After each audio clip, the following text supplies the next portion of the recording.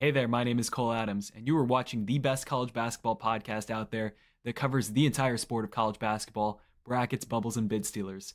Now, here are your hosts, Sam Fetterman and Jonathan Lidskin. Season 6, episode 72 of Practice Balls and Bit Stealers. I am Sam Fetterman. That is Jonathan Lids. Jonathan, how are you doing tonight? I'm great, Sam. Tuesday is always fun. College basketball night, so Yeah, let's go. yeah, and we've got Griffin Barfield joining us, Clemson on SI, wearing the Tiger Clemson grit hat. Show us the other side. Here I got y'all. First 1,000 fans got nice little grit after dark reversible bucket hat. Second year in a row, and I will be back next year.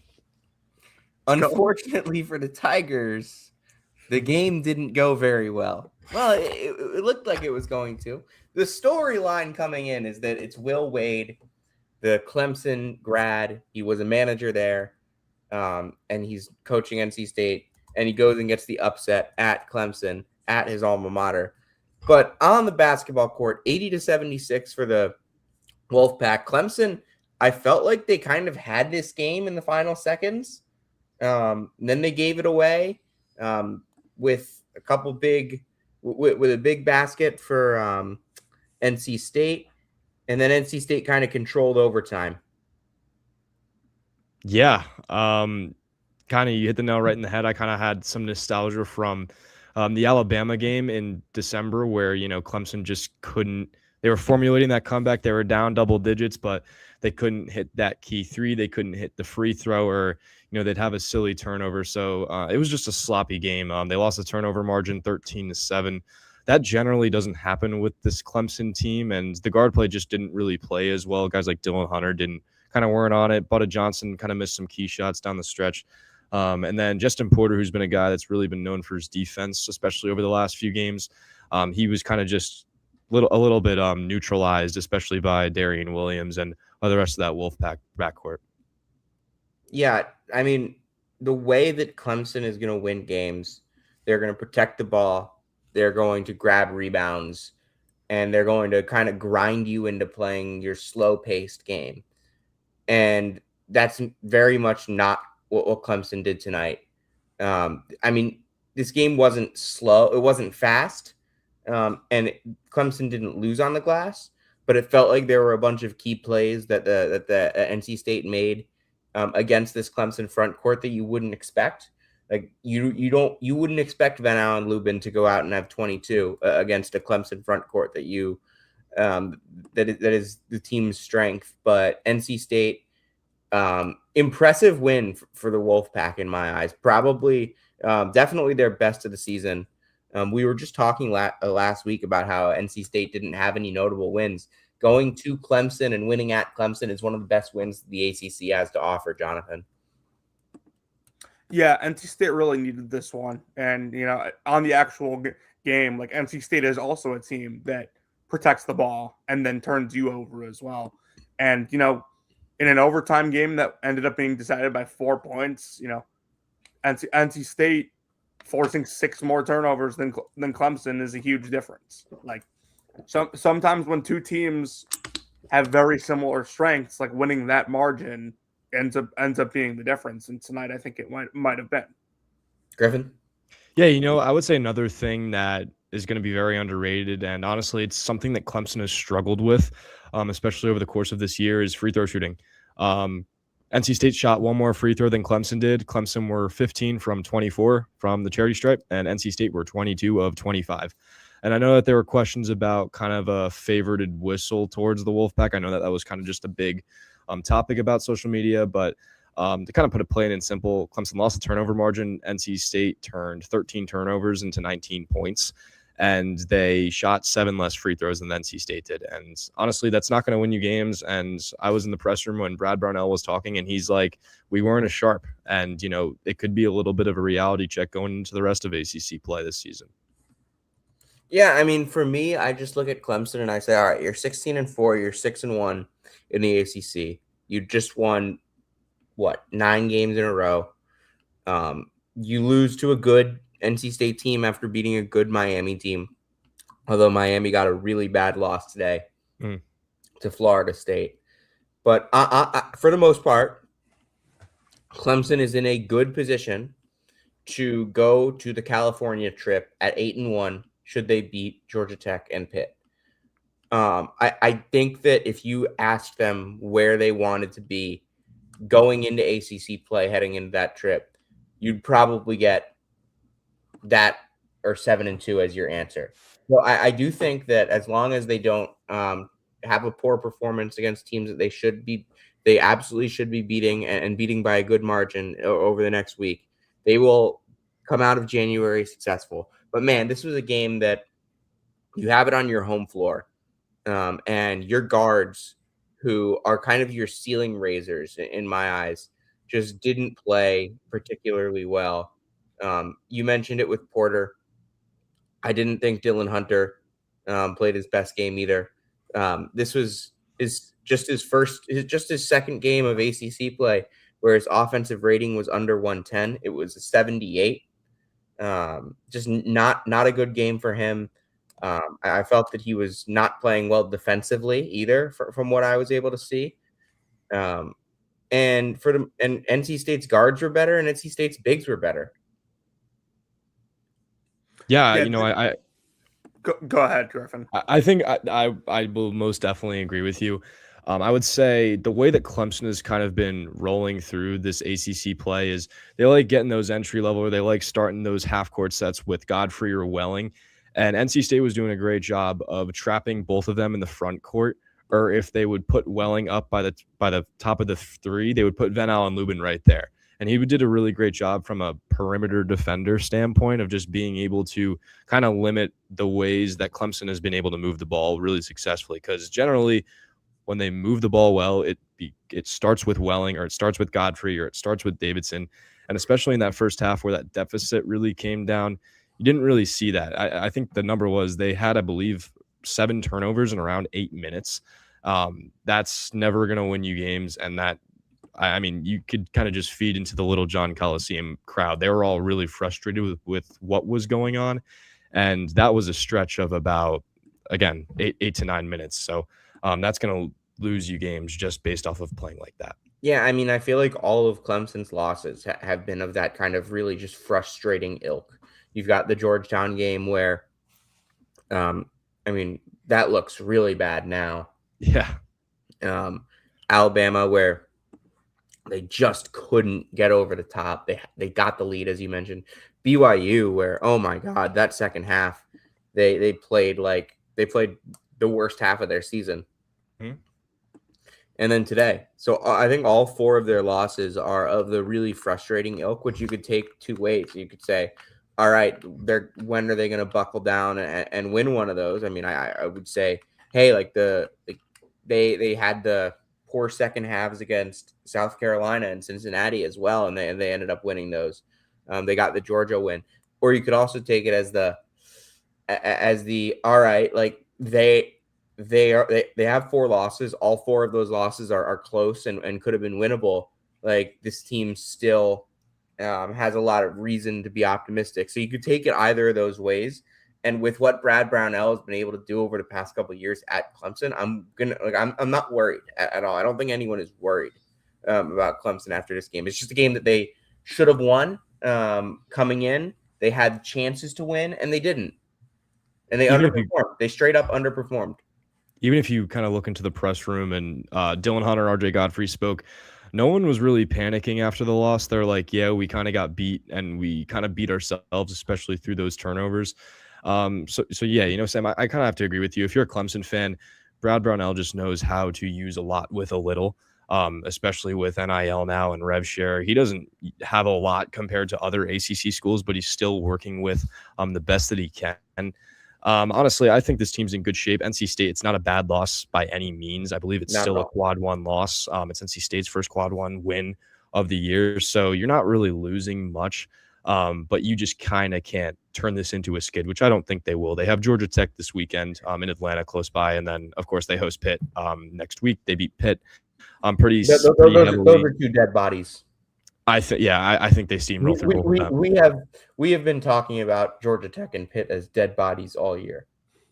Yeah, it's bad. It's bad, but I want to get your take on NC State as well. 13-6, 4-2 in the ACC, first quad one win, first really notable win for them all year. Do you think they can turn a corner? And I mean, they're still 28th in Ken Pond. Jonathan, I know you kind of talked about how that feels fugazi. Why? It just doesn't feel like they have many big wins. They don't. And like you lose to Georgia Tech at home, who's we just said is god awful. Like I guess they haven't gotten blown out by anyone, and none of their losses before the Georgia Tech game were like truly bad. But like, when you beat a Ken Pom top 100 team in Liberty by 40, like it just feels like your metrics are. Yeah, they kind of St. Bonaventure, Virginia Tech with the Liberty game and the Florida State game. Yeah, correct. When you win a conference game on the road by, what is that, 44? It's also some of the teams on their schedule who they've beat, like they've been playing better, but like not good enough to like declare it a significant win. Like Boise State killed Wyoming tonight. Like Boise State's one of them. Mississippi has been playing better, but like you still wouldn't consider that a good win. So like I think I could name 28 teams better than NC State.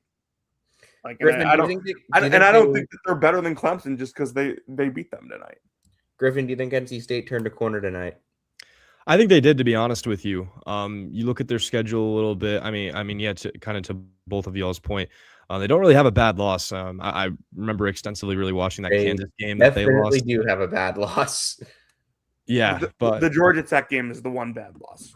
That's kind of Clemson kind of had that Georgia Tech loss last year as well at home. Again, it kind of just deteriorated them. I think you kind of just have to flush it, but if you're NC State, you have to play your best basketball at the end of the year. You have Louisville, and then you host North Carolina, and you host Duke. I think if you're able to turn a corner and win, out of these ranked, they have Virginia in there too. If you're able to win, 3 or 4 of those, I think that you're completely fine. I think NC State just have to start playing better at home, to be honest with you. And that's what Will Wade said today as well. So I think that they're okay. And a win like this is only a motivator. So if you ask me that today, I say, yeah, I think that they do turn a corner. Yeah, they'll play Pitt, as you mentioned, on Saturday. Then they host Syracuse, go to Wake Forest before the month is out. Those are 3 games that I think they should be able to win. But those are 3 games that any NCAA tournament team, you would expect them to go out and grab the wins. Now it's up to NC State to do it. They are, if you go to the WAB, they are at 50th. So they could use, today got NC State from negative 0.4 to positive 0.4 in the WAB. And if they win the next 3 games, then they would be at, I believe, about 1.6 WAB. So yeah, that puts them in position to not just make the NCAA tournament, but get themselves a good seed, without really having to truly have a monster game over these next 3. Obviously, then you kind of get into the meat of their schedule with SMU and then Virginia Tech, Louisville, Miami. You get the tougher games later, but they need to take care of business here. Griffin, anything else to add before you go? Not at all. Just keep spreading that Clemson basketball propaganda. That's all I got to say. All right. I actually do have one more thing. All right, go, Jonathan. Can we could this be as simple as Will Wade might just have Brownell's number? That's honestly, that's 2 of his 5 last losses. I was gonna bring that up because my roommates were talking about that. I just think that Wade just gave him a bunch of different looks. I think these are 2. I don't think it's out of the cards. Yeah, I think these are 2 completely different games. Agreed. I just Wade is not one that part of what makes Will Wade so unique is the fact that he doesn't have a style.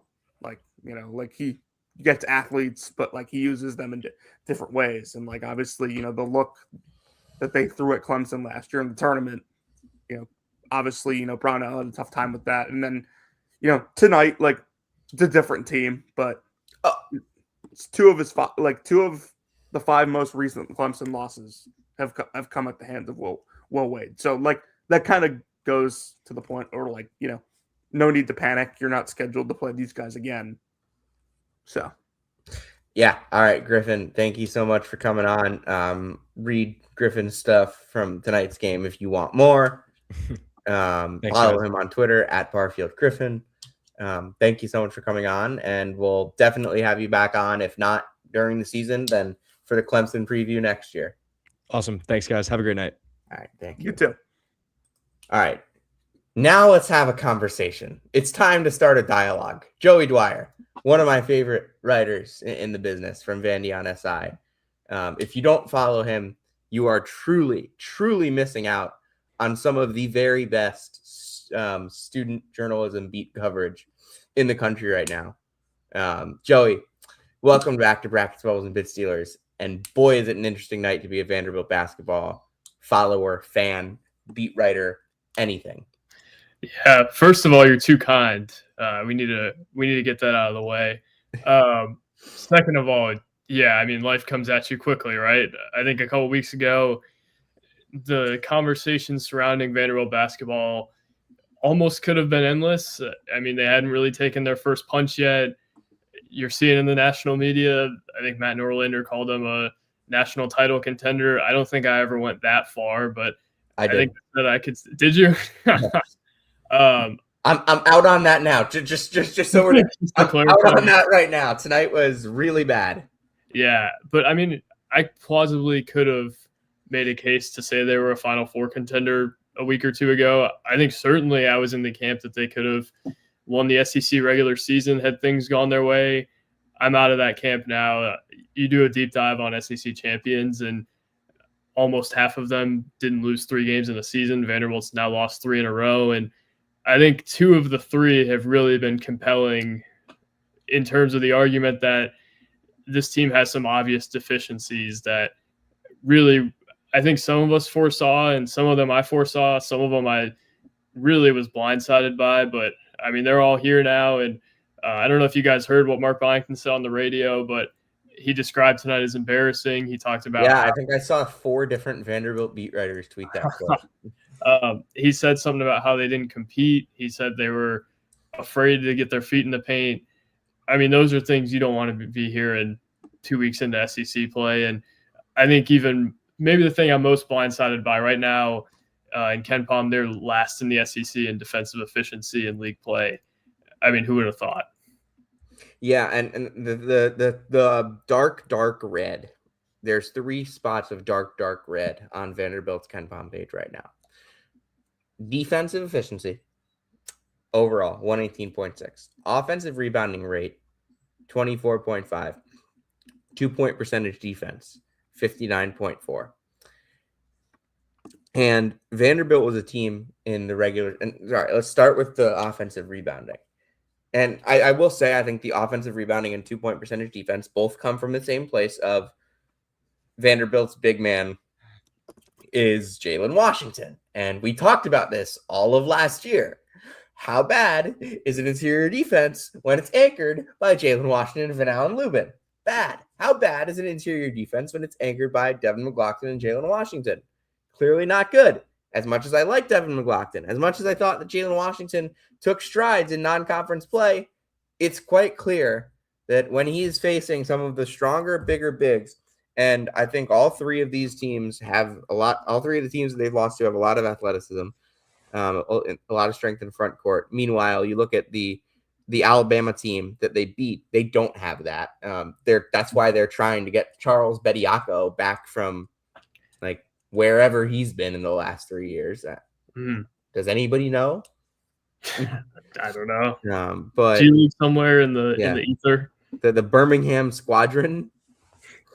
But man, tonight was embarrassing, as you mentioned, for Vanderbilt. They did not play to their standard whatsoever. The fact that they don't have great size is one thing. The fact that I don't think they fought tonight is another. But back to what their deficiencies are. You look at that offensive rebounding rate, Now, that's not a problem not in non-conference play when Vanderbilt is shooting 38% from three, not turning it over ever. Now, Vanderbilt's still not turning it over much. They're actually turning it over less in SEC play than they did in non-conference. But that 3-point percentage is 33.8. That effective field goal percentage is 51.2. Their first shot efficiency has gone down tremendously because they're facing bigger athletes. They're facing teams that are a little bit better equipped to guard them. And as we mentioned, it wasn't necessarily that they didn't play anybody good in the non-con. It's just that they didn't play anybody that has that size, strength, and athleticism to slide with them and protect the rim with physicality in the non-conference. Sure, like SMU is 32nd in KenPom. They're good. You don't think of SMU as a team that defends the rim with strength and athleticism. While they do have Semet Yajatoglu, they do have Jaden Toombs, they have some guys out there. That team's strength comes from their experience, and Boopy Miller being one of the best guards in the country. What BJ Edwards has been able to do for them, like UCF, another like good team. Well, tonight notwithstanding, they're having similar issues with defending the interior right now in the Big 12 that what's his name is having in the SEC. They're not a team that does not have size. It's just that their size isn't very competent in that sense. Memphis, I would say, is a little different because that's a team with a lot of athleticism in different places that maybe isn't actually that good at basketball, but Memphis gave Vanderbilt a lot of trouble because they have that level. St. Mary's, really good at basketball, really not the type of team that challenges Vanderbilt's game. And we saw that. Meanwhile, Texas, with all their athleticism in different spots and all their size, Florida with probably the most physical front court in the country, Arkansas with physical guards and a physical front court. Those three teams have gotten the best of Vanderbilt in these last three games. And I'm going to say, like, I don't think that there is a solution on Vanderbilt's roster to this. Yeah, and I also think they're weaker at the 5 than they thought they would be. I think they thought they'd get more from Mason Nicholson. And with Mason Nicholson not in the fold here, you're looking at it, and I think all of last season we were trying to give Mark Byington grace for not having a true 5-man because it was year one and it's the most expensive position, as you guys know. This season, though, I'm looking at it and I'm saying they're really not much better than they were at the 5 last year. Obviously, they're better positionally, right? They've got A.K. Okereke, who I think gives them a different dynamic. He's more physical than anybody they had last year. I thought they were missing a Mo Diabate type player, and he's the closest thing on their roster to it. I think they're bigger 2 through 4. That's a huge deal, I think. I still think they're much bigger at the 5, and I think that's why Devin McLaughlин's always in foul trouble these days. I think that's why they have trouble rebounding so often. Some of that you can fix with fundamental stuff and energy and hustle, things along those lines. Some of it, though, is I've got Charles Bediako in a week if I'm Alabama, and you've got Devin McLaughlin, and my big guy's 3 inches taller, more athletic. And I think McLaughlin's actually a pretty good rebounder in a lot of ways. Terrific rebound. Right. But at some point, it's like if he's having to play the 5, which I think half the goal of the offseason was for him to not have to do that as much, I think he got problems in that way. The thing I couldn't have imagined was how poor their defense would be at this point in SEC play, and I also didn't think their guards would get outplayed like they have in the last week at times. But, yeah, I mean, I think it all boils down to their lack of size and physicality. I think that's something that's going to limit their ceiling ultimately. And that's the thing I'm looking at that I think is going to hang with them even more long-term than anything else has. I mean, if you look at their rebounding stuff, I think they were 28th in the country coming into SEC play. That has taken a nosedive as they face better teams. And, I mean, you guys said it, like, they face good teams in non-conference play, but SMU is a team that's going to beat you with guards. I think just about everybody on their non-conference schedule was going to beat them with guards, and it was impressive. They went on the road and they played against teams that tried to slow them down, and they didn't let those teams slow them down. But guys, at some point when you get Alex Condon and you get Nick Pringle coming up against you and you hadn't seen those guys all year, you're really going to find out what you're made of down low. And I think Vanderbilt has kind of seen itself hit its level a little bit in that way. It's found out what it's made of, and it's made of sand. You're not entirely wrong, Sam. Jonathan.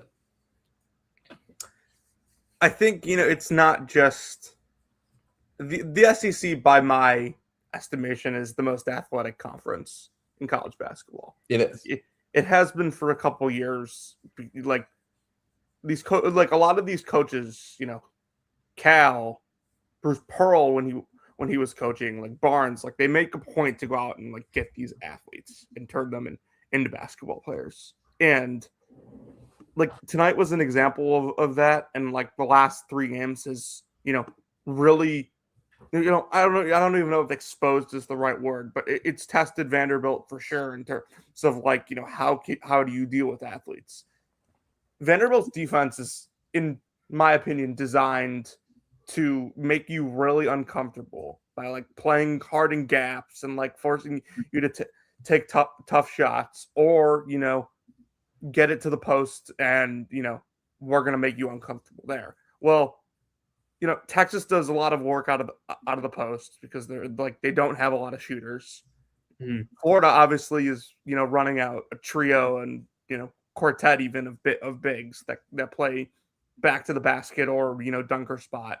And then like Arkansas tonight, they don't have like this like interior oriented offense, but Darius Akoff is the first point guard that Vanderbilt's seen this season, maybe, or at least in conference play, that actually can deal with the way Vandy plays defense. And they just they kept going over the top and or into the dunker spot, and Akoff was making a lot of those plays. So I think part of it is certainly Jalen Washington is maybe your only center on the roster at the moment, like only true center, if you even want to call him that. But the other part of it is like I don't think that their defense on the perimeter works quite as well without Frankie Collins. And the last 3 games we've started to see that.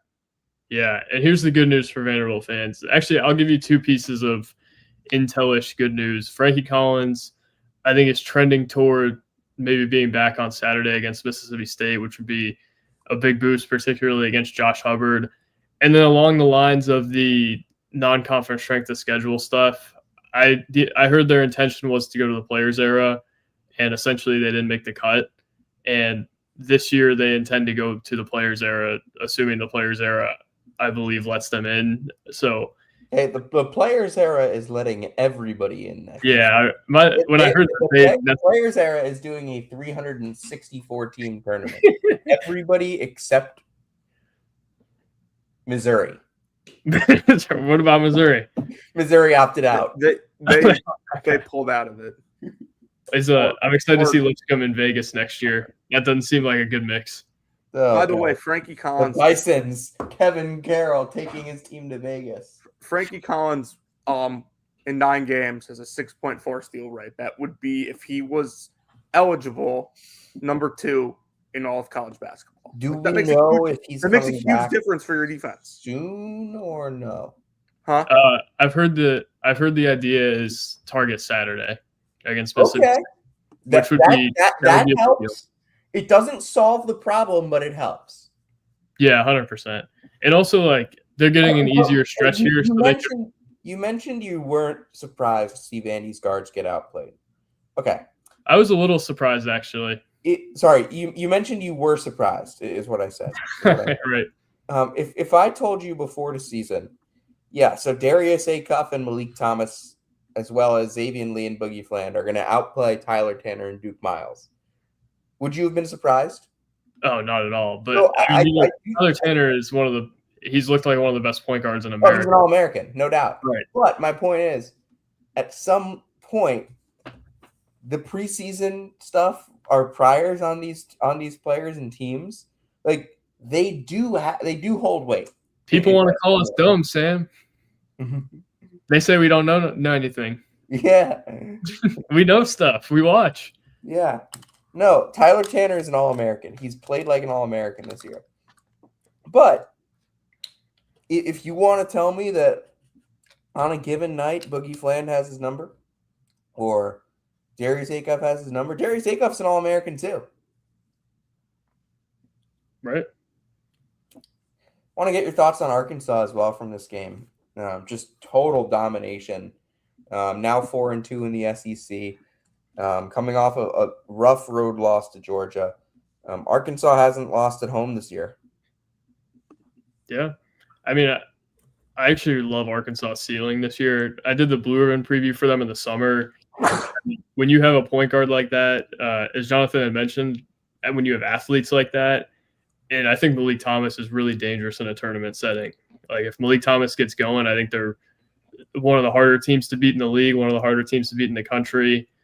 I think they've got the pieces, but I'm a little worried about the inconsistency, kind of like a general Cal team, especially in the years at Kentucky. But I mean, Jonathan, I don't know what you think, but I think their guards have the potential to be one of the more dangerous backcourts in March Madness, maybe in the second weekend. Yeah, freshman point guards always scare me a little bit in March, but like if anyone is ready for it, it's Darius Acuff. Like the guy is just such a pure playmaker, and the way that they've surrounded him this season. When do we get the hashtag Fetterman was right from you on Darius Acuff? Do I have to do that every time you're right? Yes. To be fair, like Mikal Brown is also amazing. Have you seen Mikal Brown's shooting percentages? Yes, and I am here to tell you that he is still amazing. No, he's a great player. Louisville has been god-awful since he got hurt. Now, we're both wrong, by the way, because Kingston Fleming is the best freshman point guard. So you said Jonathan said Brown was the best, and you said actually I said I had Caden Boozer as the number one point guard in the class, so I'm really wrong. But yeah, maybe you shouldn't have admitted that. We admit when we're wrong on Bracket Public. we gloat when we're right, but we admit when we're wrong. Yeah, that's the way to go, right? I've no problem admitting mistakes on this show. I had Vanderbilt 19th in my preseason rankings. Basically higher than I think anyone else had them. Yeah. Maybe me being the highest on them. You and Ken Pomeroy. Maybe I'm gonna be right at they're gonna finish 19th. Oh, that would be an all-time victory lap for you, wouldn't it? It would be a great season for Vanderbilt basketball. It would be. But the idea that it was tantalizing. It was there. They felt like a national championship contender, and they were playing like it. And they always deserved to be ranked higher in the AP poll, in my opinion, than they were. So maybe it didn't legitimize as much for just the average college basketball audience. But man, they had it. Like they were top 5 in KenPom. Like they were there, and I don't think they get there again. I just don't think they're going to climb the 11 spots.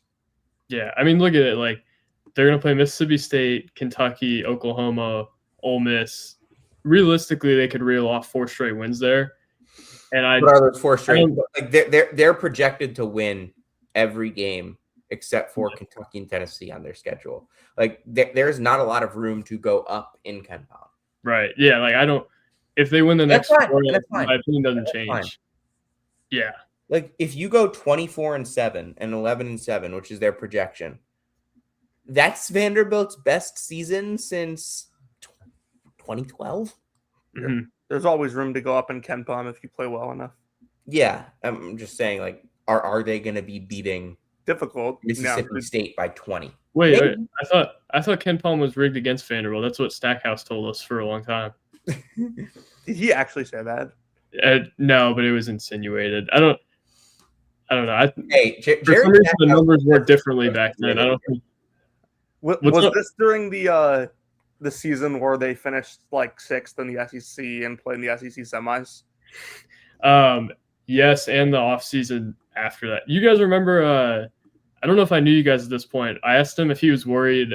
He said he's going to beat the hell out of everybody and that he was going to run up the score for the net. And then they lost to Presbyterian and beat Central Arkansas by 6. I asked him after Central Arkansas if he was worried about their net ranking, and he next questioned me. So I think he gave up on metrics in maybe the first week of that season. I mean, I never heard that one? That was a great night. The year before, in 2023, they finished 81st in KenPom. Like, they maybe should have tried not losing to Grambling State at home. Do you know what the score was of the Alabama game at Alabama that year? Oh my God, I forgot about this game. By the way, just that was my reading first the year on names the beat. on this Vanderbilt team, just absolutely incredible. Right. You tell us the Alabama score. 101-44. Was it 101? I thought it was 111. No, it wasn't that. You guys want some lore on that game? By 67, Jonathan. I do. I would like some lore on that game. Hey, by the way, Charles Bediako, 10 points, Yeah. 3 rebounds on 5 for 5 in that game. So Stackhouse got upset that Tyron Lawrence. I think the story went he got upset Tyron Lawrence was laughing at practice that night or the night before at shoot around, and he decided he had had enough and started Miles Keefe, a walk-on who's actually still with the team. And you're just thinking they get Liam Robbins back that game from a 3-week hiatus, and you're thinking, oh, the momentum's there for them to go push Alabama on the road. And then you see the starting lineup, and I've got to know Miles Keefe. I still mess with him about this. This isn't me dogging on Miles Keefe, but when you see that starting lineup and you see Emmanuel Ansong's in it and Miles Keefe is in it, you're like, all right, this is going to be a really interesting night. And then Stackhouse goes in the post-game press conference, and I asked him what went wrong. Would you change anything about your preparation for today? And he said, yeah, we ate hibachi last night, and I thought it weighed the guys down. Guess we won't be going back to hibachi anytime soon. And said that he thought this game had no long-term impact, or he said he didn't think it meant anything long-term other than it was an off night. Okay. Joey, I'm going to call you tomorrow, and you're going to tell me every Jerry Stackhouse press conference story. They were truly the best press conferences. Some of them were really tense. There's some great memories. I'm partial to having sat in 20 Rick Pitino pressers my first 2 years doing this, including that one time when he straight up said that I don't know basketball. You don't know basketball? Yeah, look, the Arkansas fans a couple years ago, all the fans that talk crap about me today, they might have a point if Rick Pitino thinks I don't know basketball. What was the question? I asked him, so they lost to Siena by 20 at Siena. Then a month later, they beat them by 30 at home. And I asked him what the difference was between the two games. And he's like, well, sometimes people who don't really know basketball think that something has to be different. Brother, it was a 50-point swing. I'll give you a Stackhouseism and respond to that. Iona got the shots in the first game. They just didn't fall. They ran great stuff. Shots just didn't fall. They ran the same stuff the second time, and the shots went in. I've pulled up this box score, by the way, and it's fascinating. Your guy Keefe played 9 minutes, took 1 shot, did not record another stat. What was he doing out there? Malik Dia plays 7 minutes in this game. He probably should have played more. Definitely should have played more. That was that season, probably the best ongoing dialogue between Stack and the media was the Malik Dia discourse. He scored 14 points against Kentucky, and there was a question about Malik maybe getting more playing time, and Stack immediately shut it down after his best game and goes, you see the shots he was taking? That's why he's not playing. You see the way he was guarding? That's why he's not playing. He's just lucky the shots went in, basically. And it was I think he was right, but it was so funny to see the fan base meltdown after that. He was, one of the best players in the Missouri Valley the next year. That's right. Speaking of the Missouri Valley, That's right. Jonathan, do you know what it's time for? Valley update. Valley update. There was one game tonight, and like I guess I could talk about it, but like UIC blew out Evansville, and like UIC is playing really well. They've won 5 in a row. They're top 90 in Ken We've got Pop. Elijah Crawford back, and he's been really good. Yeah, the getting him back was actually a huge deal. But they're top 90 in Torvik since December 15th. They're top 50 since I think what was it, January 7th? January 7th. So, The day after the worst thing to ever happen in LSU South Carolina history. yeah, so like I mean they're playing well. Like Crawford was the Ken Pom MVP tonight. He had 16, 7 assists. Like he can play. Elijah Crawford on off splits. Small point guard, quick. Like Take a guess. what? On off splits for Elijah Crawford. I'm gonna guess they're good. Yeah, guess the number. I don't know. I'm really bad at guessing stuff like this. Plus 27.5. Yeah, I was for gonna say like 100%. 17. So There's, he's number one in the conference in assist rate. there's like a 49-point swing per 100 possessions between him and Ahmad Henderson. Yeah, he was like getting into arguments with like someone after a BYU game last year in a game that he played like 0 minutes. And I mean, like it was I said it at the time, it was a great pickup for UIC. He has a ton of upside, and he showed it at Brewster Academy. Also to note that anytime Kyle Smith wants you and tries to recruit you, like everyone else should probably also try to recruit you. Also of note, Connor Turnbull hasn't played in about a couple of weeks for Evansville. Yeah, they've lost like they're bad. They're real bad. They've lost like 10 of their last 11, something like that. Yeah, 10 of 11. It's been bad. They're real bad. Ken Pom says they're going to go 3-7. It was voted the Field of 68's been doing those like polls for like best jobs by conference. Right. They put the MVC one out today. Evansville was 10th and Valpo was 11th, and I was honestly a little surprised. I was surprised by that as well. Yeah, from everything that I've gathered, Evansville just has zero resources whatsoever. Right. Yeah, I'm not saying that Valpo's an easy job or anything like that. But what? They lost Anthony Christensen to the transfer portal. Yeah, I actually told Christensen yesterday that like the city of Evansville would like not be a real city if not for an MVC team being in it. Hey, you got to respect the Ford Center, the home of the OVC championship, the first conference to give out the auto bid every year. Yeah, I mean we have some more games tomorrow in the MVC. Murray State's at Drake. It's probably the toughest game that Murray State's played in conference to this point, outside of the Bradley game. Northern Iowa is at Illinois State. Those are two teams that both, could use a win, especially Northern Iowa. Illinois State's obviously coming off the rivalry win over Bradley. Southern Illinois is at Valpo. Indiana State's at Bradley. Like, Murray State has not gotten even close to the meat of their schedule in conference play yet, but they lead the rest of the league by 2 games. So a win tomorrow would go a long way. All right, Jonathan, it's time for you to unload on the Red Hawks. No, I'm not going to do that. I'm not. They're 20-0. They deserve only praise. You're not going to bait me into it. When that thing went to overtime, I bet Jonathan was loading his takes up. I thought Kent State would win tonight. Sam, I believe you said you thought they were going to win too. Correct.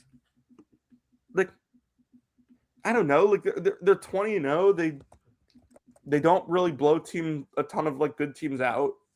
There's a reason they're only up like 30-something spots from their preseason ranking. I will say, despite the fact that they have not lost. Really sharp pick by me in the teams league. Yeah, they've probably got you a lot of points. I mean, they've won their last 2 games in overtime. They've won, they won another game in overtime against Well, UNC. LIU has more points for me than Miami, Ohio. Hey, if anybody is looking for a time to fade Miami, Ohio, I'm writing a basketball review story on them for next week, and I can almost guarantee they're going to lose two games before the story Teams runs. just like plummeted, No. like before. Joey, I have to tell you about my next basket under review story. Please do. Yeah, they haven't necessarily plummeted, but I think the time's coming. I got a Nebraska win before my story runs tomorrow, and that was extremely helpful. And now I expect to be repaid with terrible luck. Belmont, I know, like you released that article last week, right? Which Yes. was a fantastic piece, by the way. But I think I appreciate it. they had dropped a couple, like, a couple weeks before. Yeah, I noticed that when I was trying to figure out when to run it. I talk a lot about Murray State during our Valley updates, and how good they've been this year, and I'm obviously very excited about them because that was my pick to win the league. But like Belmont is by far the highest ranked team by metrics in the league. Joey, you can stick with us if you want. We're going to go through some more stuff if you don't want to, and you want to get some sleep, which you definitely probably should. Give me a few more minutes. I got to finish the story, but I want to get through some stuff. I mean, I was just going to go through the game I was at tonight and then a couple other games. I was at the Garden. I showed up at the under 16. Another Tuesday night where class got out really early. And the thing I came into this game thinking about was St. John's 3 big lineup. The thing I come out of this game thinking about was Ruben Prey and Dylan Darling. I thought those two guys were the most important pieces. Dylan Mitchell was the best player on the floor. He was the best player on the floor. Ruben Prey and Dylan Darling were the 2 most important pieces for St. John's in this game. And I thought that one thing that I was watching in this game was the way St. John's was defending ball screens. They were coming out really aggressively, kind of egging Seton Hall on to slip. They slipped once in the first half, and they draw a foul. And then St. John's did an excellent job taking away the opportunity to slip while still being aggressive on ball screens in the second half. And Dylan Darling did an amazing job one-on-one with Bud Clark. Darling played 26 minutes in this game. I don't know how many of them were shadowing Clark, but this was the worst I've seen Bud Clark play this year. I feel like he did not have a positive impact on this game. Now that is 2 games in a row where I felt Bud has not been particularly great. Bud got ripped at the end of this game by Darling. That is what Bud does to people. He'll rip you. And Darling ripped him in a big spot for a game-sealing layup. Ruben Prey, I felt, was all over the place. He had his fingerprints everywhere. Is very versatile defensively. He guards multiple positions, and I think that the way they can use him and Zuby and Dylan Mitchell and Hopkins in different spots is great. I will say, I think that Josan Sanin gave them a little more than he has at times on defense, but didn't score much. Ian Jackson was barely on the floor. Osiah Sellers did basically nothing. This was not a terrific Zuby game in terms of scoring, but he was, again, like he was the kind of the hub of the offense. They've kind of taken the ball out of the hands of the guards and given it to the bigs, Zuby, Mitchell, and Hopkins. And when Darling's on the floor, he's controlling the ball. But when he's not, it's Zuby, Mitchell, and Hopkins. And those guys had 11 of St. John's 14 assists in this game. I also think Najai Hines was out of his depth against these St. John's bigs. He was uncomfortable.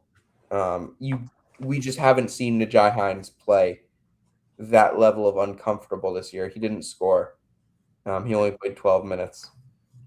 He's had some rough games recently. He has not been particularly good in Big East play. I don't think he's been bad, but he's been getting into foul trouble. He's down to 46% from the field in Big East play. The usage rate is not great compared to kind of what you would think. He's hitting the glass. The eye test for me with Hines in Big East play does not match the metrics are fine. They're just not great. But man, Stephon Payne kept Seton Hall in this game because Seton Hall missed so many layups and Stephon Payne made so many hustle plays. I think Jacob Darr made a hustle play or two. Josh Rivera made a couple of hustle plays. Seton Hall made a bunch of hustle plays, but St. John's won every loose ball from the 15-minute mark of the second half to the end of the game. And that was the difference. Here's a stat. Stephon Payne had 15 rebounds. Nobody else on Seton Hall had more than 5. Yep.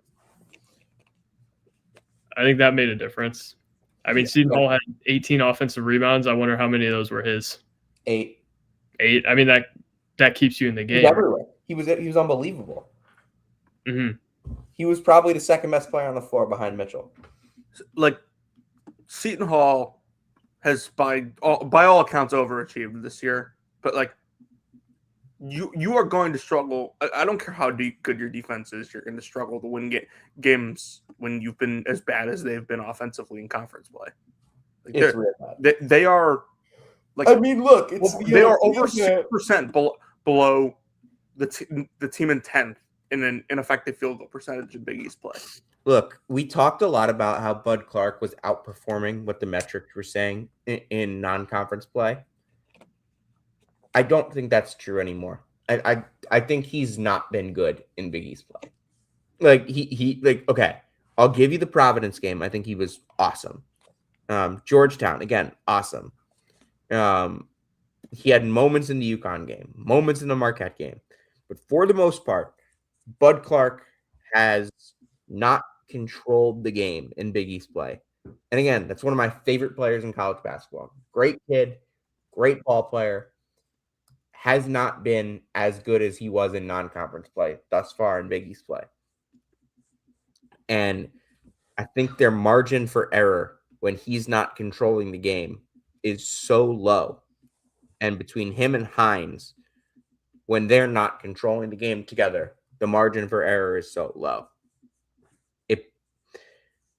And they play so hard. This is the hardest playing team maybe in the country. And today they got outplayed in terms of how hard they play in the second half because St. John's won every loose ball. Damn, I think it's my time. All right, Joey. We'll talk soon. I got one more story to finish, and I need to sleep. Is this a back story or is it a Michaela Blake story or no? This is a Mark Byington story. Okay. We're staying on brand tonight. Anything on Kurt Signetti with Byington? No, this is about how many times do you think they talked when they were at James Madison? I think they were, from what I heard, they were cordial. They weren't. It wasn't like that sounds about right. That checks. They're so different. Someone at JMU told me that like they think that they maybe talked 5 times total. Yeah, I don't think they were ever best friends. I don't know if you guys remember when somebody put out the tweet that talked about yes, and it was I think about this like at least every 3 days. Dude, I was on the court at Thompson Bowling when they were about to play Tennessee, and that's I get like 15 texts in 5 minutes hearing about that tweet. I'm like, are you freaking kidding me? I got to put out this flyer 20 minutes before they play their rivals in the biggest game of the Byington era so far. All right, give me the Byington story. Oh, it's just about how upset he was after the game. That's it. Oh, all right. It's just the final Arkansas story of the night. Go. Thank you guys for having me. I appreciate you guys. Let's do it again. Nah, of course. Thanks for coming on, Joey. We might have you on like soon because we're probably going to talk Vandy a bunch. Let's do it. They seem to play a lot of big games coming up. Mm-hmm. Yeah, let's do it. Appreciate you guys. That's it. Can I just say that, like, on the topic of St. John's, Seton Hall, like, I made a joke on Twitter a couple weeks ago that we were down to like 3 watchable Big East games this season. That was not watchable. Dude, this entire conference is unwatchable. It was bad. Like, it's a terrible product. They're 20. The conference as a whole is- It's an elite product. It's terrible basketball. It's an elite product. The conference as a whole is like 26th in effective field goal percentage in conference play. That is awful. We have one more thing I want to go over before we get out of here. Two actually. One, UCLA 69, Purdue 67, Tyler Bilodeau game winner. Does this affect how we think of Purdue at all? No, it's like the second game of a West Coast trip. Like UCLA was desperate for a big win. They got it. Like good for them. 8-0 run to close. Like about everything that could have went wrong for Purdue tonight, it did. Like Braden Smith was terrible. Daniel Jacobson got in foul trouble in the first half. Like TKR was not up to his standard. It was just a bad game. And finally, in a 92-73 loss to Texas Tech, the ruiner of college basketball, James Najee, is 1-5 in college basketball. 2 minutes. 2 minutes. I didn't even 2 see minutes. He must have gotten hurt. Yeah, I mean, Baylor. His first game was the TCU game, right? Yes. So Baylor is 1-5. Has added James Najee for conference play and is 1-5 in conference play. 1-5. Like 7. They are projected to Dead go last in the Big 12 in offense, 14th in defense. They're bad. Like they are not going to make the NCAA tournament. They're projected to finish 17-14, 6-12 in league play. Not good enough. That won't even be Getting close. you in. That won't be close. All right, Jonathan. You want to take us home? I'm trying to think real quick before we end if I had anything else. If you wanted to mention Mizzou, Georgia. Like it was a winnable game for Mizzou, so it's a frustrating loss. Okay, actually, I have a couple more things. Ruben Chinulu had 21 rebounds tonight, by the way. Most underrated player in the country? Yeah. Honestly, I don't even think he's underrated anymore. I think everyone knows how good he is. You make a fair point. All right, couple other things. St. Louis survived, just keep on winning. Bonaventure was down 14. They were down big in this game. They went on, I think, a 19-0 run and beat Loyola. That's their first A10 win. Pretty surprising, right? I don't know how many times I can say the same thing about Loyola. Like, this is their thing. They're just going to mess around with beating teams and in the A10 play and then not. Well, Bonaventure is now 1-5 in A10 play. And I just know they're beating St. Louis at the Riley Center on Friday. Oh, shoot. Is that Friday? Yeah. Yeah. Perfect. I want to go to that so bad. You gonna make the drive? It is a 5.5-hour drive. Oh, dude, forget it. I thought you were gonna say like 2.5. If St. Bonaventure was a 2.5-hour drive from my house, I would have been there by now. Do you understand, like, despite the fact that, you know, you and I have now done this show for 3 years, technically? 3 full seasons of, like, shows consistently. 5 years of us doing it. I've come a long way, but my New York geography is still lacking. Florida State picks off Miami, Florida at Miami, Florida. Just a terrible loss for the Canes. Definitely the worst loss for Miami athletics of the last 2 days. Yeah. Oklahoma is like the most get these guys out of your team ever. Josh Jefferson, just another triple-double for the most underrated superstar in college basketball. I used to pick out a most overrated star in college basketball. Now I pick out the most underrated superstar in college basketball. We could still do the most overrated star in college basketball. Who is it? It's a great question. I don't know. This is Donovan Dent. I mean, Nate Ament isn't the star, so like that doesn't even count. I mean, Donovan Dent was awesome tonight. He was great. He was spectacular. Like part of the reason I didn't like UCLA in the offseason is because I didn't think Dent was a great. Oh, it's PJ Haggerty. I stand by that Haggerty's still good. He's good. It's just like he put himself in a really bad position. And by that I mean he willingly decides to play for Kansas State at this point. He keeps choosing to transfer to play for terrible basketball coaches, and I don't understand why. All right, Jonathan, you want to take us home? Yeah, Sam, I would love to. If you came to hear about Tyler Self and where he is working, you came to the right place. If you came to hear about the worst loss in the history of Miami athletics tonight, you came to the right place. And if you came to hear about the latest happenings with Caleb Grill, you came to the right place. This has been season 6, episode 72 of Brackets, Bubbles, and Steelers. We'll see you next time.